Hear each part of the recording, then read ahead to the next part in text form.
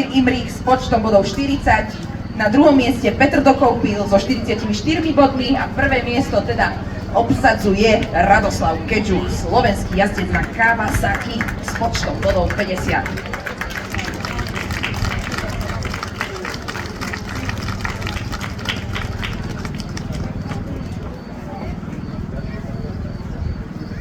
No a samozrejme poprosíme zástupcov MX Vinohrada pani starostku, aby opäť odovzdali ceny.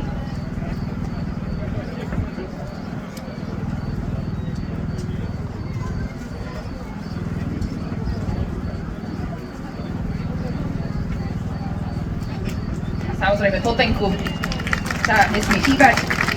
Ideme na ďalšiu kategóriu pomaličky. Páni, boli ste fantastickí.